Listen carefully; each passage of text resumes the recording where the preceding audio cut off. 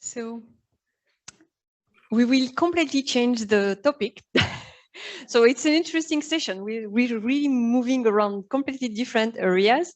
And now it's my great pleasure to introduce Lama Peyroles.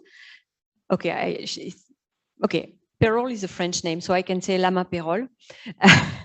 Lama is online. Can you hear me well? Yes, I can hear you very well. Hello, Diana. Okay. Hello. So Lama participated last year to the Wiser event. She was in a panel discussion, and we were so inspired by her contribution that we wanted her to have a bit of longer time to talk more about her thought about women in STEM and in life in general. So when you are ready, you can start. I will stay here. If you have any question, feel free to interrupt at any time. We'll have a kind of interview conversation type. So Lama will start, but then at any time we can talk to her. Please, Lama, when you're ready. Okay, so briefly, I'm Lama Peyroles. I'm French. I have grew up in my early childhood in Lebanon, Beirut. My parents were there. I had a few years of the civil war there. And after my studies, I have decided I wanted to be a doctor, but I couldn't because my grades were not that great in scientific subjects. So I decided to become a journalist. And I worked for many years as a war reporter and went to Lebanon and covered the Lebanese war and became a Middle East specialist in the 80s, let's say. I completely reoriented my career later on because I was extremely moved by those years of war reporting and decided to go more into consulting. I specialized in image consulting for corporates, cultural intelligence, emotional intelligence, performance coaching, and executive coaching. On the side, I've been having a double job because I've always enjoyed design, which was my first passion. I always took time for learning. It is very important for me to keep on training and learning.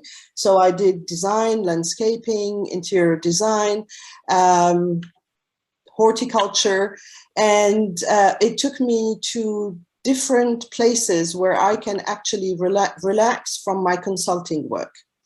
I would like actually to start today with a tribute to all women facing war today.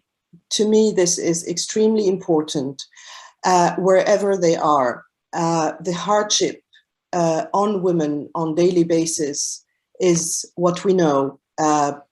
We have to be multitasking, but in days of war, those tasks are even much harder. And it is a very important day for women today going through war. And to me, this is very important to salute them. Okay, my topic was about contextual growth and the importance of contextual growth. What is contextual growth? It is trying to tune in, especially here, I think it applies in KAUST, because trying to tune in to all the cultures that surround you, and mainly to the host culture. We all come with our skills, but we do not necessarily have any information about either the culture, the host culture, or the people with whom we work. And in my opinion, this is very important for growth. In a very paradoxal way, I have discovered that sometimes it's very strange, and this is through my experience. It does happen that sometimes women themselves would hinder and block this growth by having an indirect influence on other female pairs and women.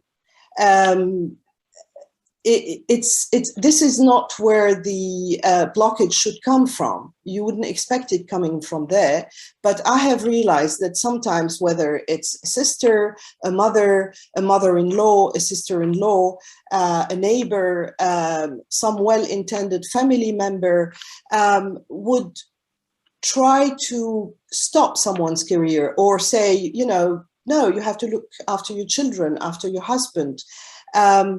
And this is very surprising, because this is actually women blocking other women. And this is a very important factor in learning how to grow despite of those negative influences that are sometimes very, very well intentioned.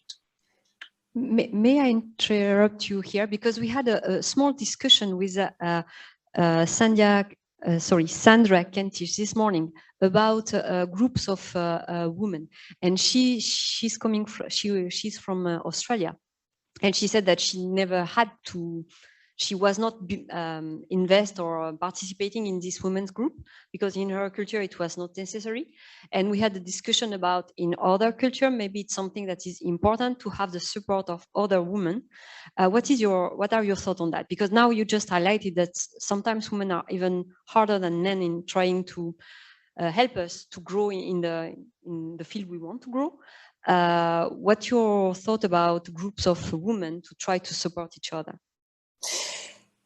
This is actually in cultural intelligence, we call this scaffolding. Scaffolding is, it starts actually with children. So you would, for instance, show a child how to brush his teeth, which is for us a very simple task. You would hold the toothbrush, you would put the toothpaste, and you would show the directions of brushing. Scaffolding is when you start to take 2 steps back and watch the child doing it by himself, which is somehow mentoring. And it is really important in groups to mentor each other. Even if you are not supposed to be, you know, the big mentor of the most important thing is try to find strategies to get away from those very, very often very well-intentioned persons who are not pushing you up, but they're pulling you down and saying you shouldn't be do that.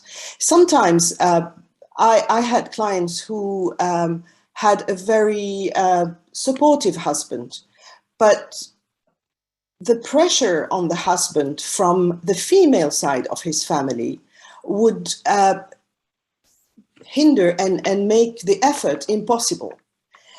So this is where it is important to discuss to the next person, the person next to you, that is going to understand that this is not right, that they can think what they want, but they have to take into account, he has to take into account that times have changed, that, you know, we need the money, we need the support, we need to raise the kids, we both need to work, and I didn't go and got all my diplomas to stay at home. So yes, it is another thing that I would like to point. It's not because we're not concerned. I come from France and I feel that I'm not concerned about Women's Day. That's not true. It is when things are rather okay in our culture and our society that we need to stand for them and talk about it, because the rest of the world, many places are not. And it's not the places that you think. It's not, I'll be even more clear. It's not only countries that are conservative that do not help women growth. In some very open countries, you might find micro-societies that are, refraining this from happening. Voilà. Thank you. Do you have any question in the audience? Yes.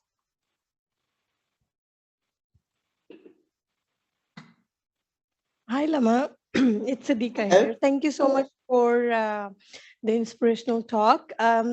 It's not a question, but I really wanted to acknowledge you as a mentor and a very inspiring personality in our community.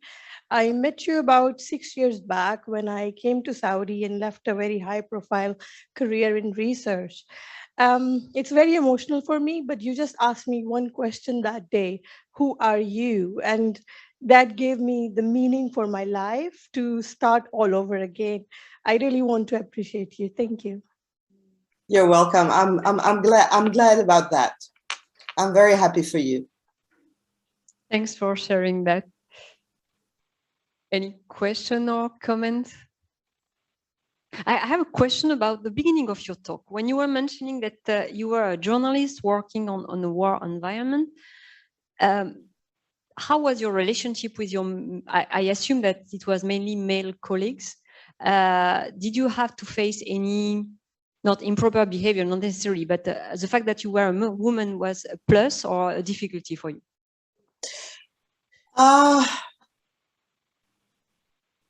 It was a difficulty, yes. I mean, I had really to impose myself among 99% male environment. We were a few coming from, especially in the Middle East region, when I covered the Middle East region. We were very, very few women back then. Today, you watch on the news, whether it's France 2, TF1, CNN, most war reporters are female, actually. You see a lot of females.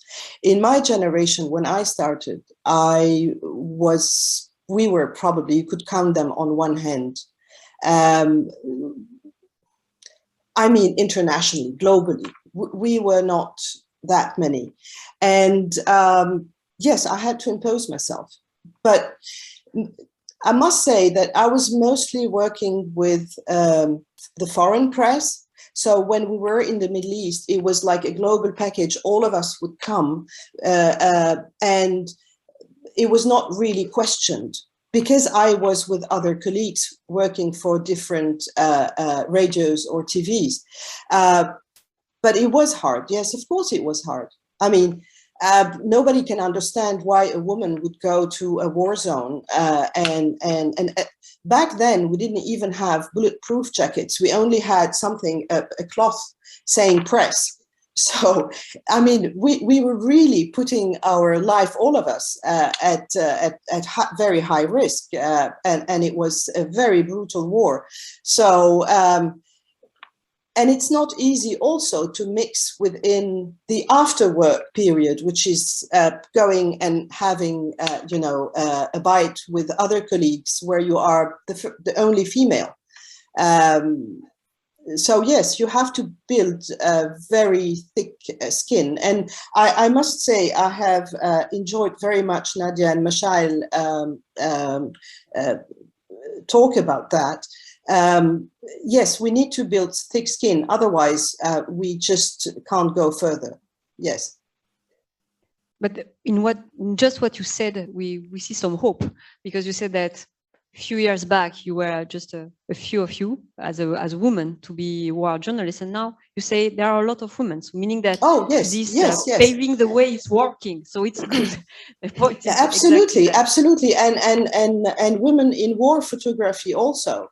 Before, you wouldn't see women in war photography, so they are exclusively photographs for war, and it's an extremely it's a high trauma experience, because it takes years actually to just, come down and touch base. But it's very rich, it's very interesting.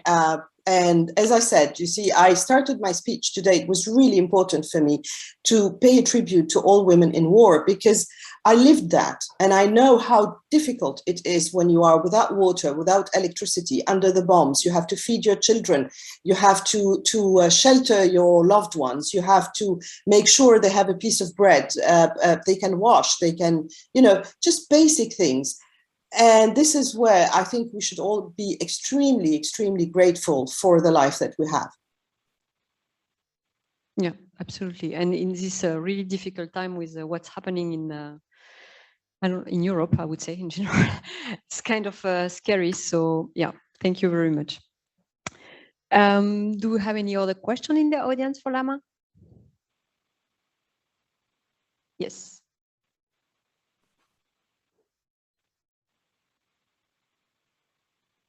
Hi, Lama. My name is Yasmin. Thank you very much for the insightful discussion. I really appreciate it. So you talked about women being could be that women could be a reason for other women to not grow, or for other women's hindered growth. But could you suggest some tips as to how, especially for us in science or in STEM in general, how we could help other women grow, even on a small scale basis? Yes, of course, of course. Actually, this is what I was saying at the beginning. This is what I call scaffolding, which is basically set layers for those women to go one step above one step above one step. And the best way to do it, actually, first, again, we go back to the cultural intelligence. Not all people communicate the same way. So first you have to identify the best way actually to get through, so you can give that advice or give that support. Because I might communicate in a way where someone from a different culture would prefer indirect communication or a more subtle communication.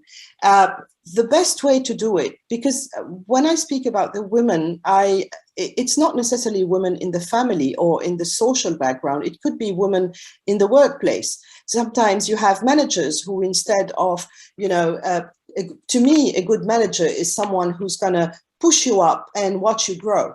And this is a successful manager. Whereas sometimes it does happen that you might have a manageress that is going to pull you down because she doesn't want you to grow. God knows why. These are, things that we've seen that happen. The best way to do it actually is to establish a link with that person, a link of confidence, and start giving her different options and different, because advice on its own is not enough. She needs to find her strategy, but the most important thing is to open her mind. Sometimes they don't see that they are being discouraged. They don't realize, but because remember, this is coming from good intentions. If it comes from the family, your mom wants your good. Your mother-in-law wants the good for you. So the best way to do it actually is to try to identify if that person really wants to grow first. And from there, it has to be in a positive, willing environment for her to open up and start, crossing that bridge. Thank you very much. You're welcome. Other question? I have a question while they are thinking. So we have been hearing over several talks about the importance of the environment, the family, the friends, the close environment, the mentoring, and so on. Would you say that this environment is even more, having a good environment is even more important for women than for men, or it's equivalent for both of us? No, of course, it's very important. It's very important for both. Let's put it this way. It's really important for both, because this is actually where everything starts. It's the cultural environment in which you grew, the environment that nurtured you or didn't. And it's equal for men and women. But then when men grow up and become adults, they don't have equal opportunities with women. The woman gets less opportunities because of the must do, must not do, all those blockages. And this is where it's actually, when they are a kid, they play the same game almost. They have, they go, they swim, they play with the ball, they play with the animals, they read, they draw. The most important thing is afterwards, what happens? They bifurcate because societies or cultures don't give them the same opportunities, just as, you know, the talk of Nadia and Michal. Like, you know, what is a woman doing here, basically? It's like me when I was war reporting. Some people were like, you know, what's that young woman doing here? Is she coming with us? You know, But then at this stage, you are strong enough to be able to overcome this issue. So what you are saying that if we can do something, we need to focus on the young generation. This is your message? Oh, it's extremely important. Yes, it's really important. And I, to be honest, this is something maybe I shouldn't say, but I'm going to say it. I see a lot of children here on campus, in KAUST, in the community, or in, you know, several countries in general that are being completely raised by someone who's going to leave at some point because it's the nanny, the helper, etc. Parents should transmit. There is a transmission that is very, very important. And this is a transmission of values, of core values, and because this is the backbone of what an adult person will become. Yeah, very interesting. Any question or comment on that? Okay, so let me go to the next question, because you are mentioning, okay, we are women, we want to have kids, which is normal. We want to have a job that is exciting for us, which is also normal. But then it's important to raise kids and spending enough time to transmit values. How is this manageable? How do you organize in your life? It is. Look, I did it. I had several careers. I was working on full time. I had a helper, someone that can take care of my children. But I always made it. It was like religious. I made it very important to me to be at home at certain hours and do something like a ritual. Being here for bath time or being here for bedtime, talking about, it's never really very serious things, but, you know, every detail in every day can build a child. You know, asking him to tell me how was his day, telling him that it's not good, you know, if someone hits you, you have to defend yourself, stand for yourself. If someone is a liar, you know, you shouldn't be lying, and the child would say why, you know. Transmit all those good values that are going to be a beacon to him later in life, and her, of course. Yes. Yeah, thank you very much. Yes. Hello, Lama. Thank you very much for your wonderful talk, and it's very inspiring. And I wish that you were over here so I get to know you in person, inshallah, in the future. Actually, I had a comment because in my talk, I didn't really have enough time to go into very details of my life. But I mentioned that at one point, my business kind of suffered and I had to start over. Now, in that period where that happened, that was in 2003, and I took advantage. Part of the things that I do is turn negatives into positives. Yes. So I took advantage that time to get married, a second marriage, and I really wanted to have a child. This was a second child. So my oldest was already 17, and I felt that because, you know, during the divorce, he went to his dad, which was one of the calamities of the system at that time. Yeah. You know, this motherhood instinct was inside me, and I want to have my wonderful little baby with me. So I got married. I had my second son. And during that time, because I was rebuilding my business, I was working from home. I started all over from home again in 2003, 2004. And for 3 years, I was able to spend a lot of time with my child while I was rebuilding my business because I was working from home. By 2007, I was back out in a brand new office in Arleia. But it was a very important time for me to bond with him during that first 3-4 years of his life. And after that, I did have the support of family, a nanny, etc. And like you said, I made a lot of effort to be there with him. And obviously my eldest, I made sure that we could spend all the visits, etc. together, which in the end ultimately resulted in him, because he was in the Eastern region, wanting to come back and stay with me as soon as he graduated from university. So our children are our investment for the future. Yes. And as mothers who work, we must keep that in mind, and we become role models to sons and daughters. Yeah, absolutely. Thank you very much, because I didn't mean by saying, you know, being brought up by a nanny. What I meant is that we need the logistics, we need the support, we need the help, but we need also to understand that there is a fraction of time that we need to allocate to values that we transmit, passions that we transmit, love, affection, ways of, you know, expression. We are the only people who can transmit this. We cannot expect from a help or support or logistic system to do that for us, because this person is here for a certain period, even if it's for a few years. And we are the one that are perennial, and we are here for them, you know, as long as they need us and as long as we are still alive. Thank you. Damien, you're online. Please, you can unmute yourself and ask your question. Well, thanks very much. So I have a question. So I'm very interested by your point of view on the need of being on the first line, both on your commitment to science and to work, and as a parent.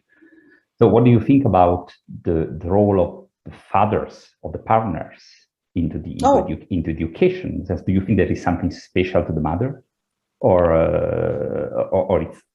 actually your need of being with the children should be equally shared between the partners? Is this a question for me or for Nadia? Yes. Okay. Yeah, yes. Okay. This is just because I understand the point of not relying on childcare and other solutions, but actually, what about the other half of the family? Yes, of course. I mean, this is, look, when we have a partner, when we have a husband, and we both decide to have a child, it is extremely important to give the full space for the dad. The father is very important in a child's life. I had 2 children, and their father is equally important to them than their mother. It's only we share common things, but then we can express. The mother can express other aspects. The father can express other aspects. They do not transmit necessarily the same areas of interest. This is why it's important. I mean, I'll give you just an example. My daughter is an extremely active young woman, and she used to go for walks when we lived in Australia, in Sydney. She used to go for walks with her dad that she used to enjoy a lot. He used to take her to high cliffs and very dangerous places, and I used to hate it. Because I was always afraid that she might fall or something might happen to her, because it was very dangerous cliffs. And they used to come back, both of them, very happy that they had this, you know, adrenaline and fantastic, field trip. So, no, of course, it is important. It's a common effort. The presence of the father is extremely important for the balance of the child. But as much as is the mother's one.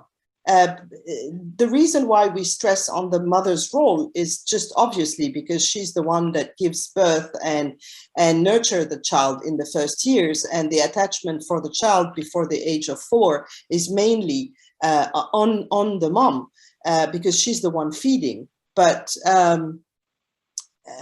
I see my son, who has a daughter. He is extremely active in the education, in the care, in everything since his baby girl was born.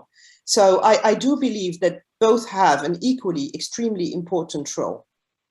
Yeah. So thanks for this question. This is something really important. The children, the education of the children, but also motherhood and fatherhood, how this can impact our working environment, something that I would like to discuss a little bit more tomorrow when we'll have the panel discussion, because there are things that I think we could do to help in having a better equity between men and women in the work environment. Based on this, trying to recognize more the fatherhood and the impact of the father on the education of the children. So thank you very much. I think we need to move to the next speaker. So thank you, Lama, for this very interesting discussion. Pleasure. It was a pleasure. Merci. I really appreciate that you make the effort. I know it was a really extremely hard day for you today. So thank you so much for your contribution. Merci. Thank you very much. You're welcome.